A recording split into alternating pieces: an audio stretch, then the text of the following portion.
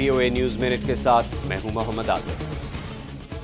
ایران کے رہبر اعلیٰ آیت اللہ علی خامنئی نے کہا ہے کہ مغرب کے ساتھ ہونے والا ابتدائی معاہدہ اس بات کی ضمانت نہیں کہ بین الاقوامی پابندیاں اٹھانے کے بدلے ایران کے جوہری پروگرام کے پیمانے کو محدود کیے جانے کا حتمی معاہدہ طے ہو جائے گا۔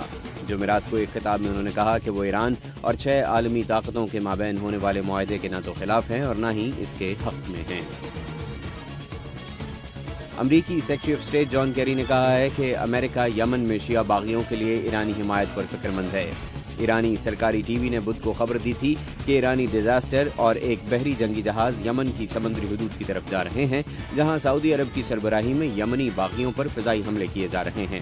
ایران کے ریئر ایڈمرل حبیب اللہ سیاری نے کہا ہے کہ بحری بیڑا گہرے سمندر میں ایران کی تجارتی گزرگاہوں کی حفاظت اور مال بردار بحری جہازوں کو سمندری لٹیروں سے بچانے کا کام کرے گا۔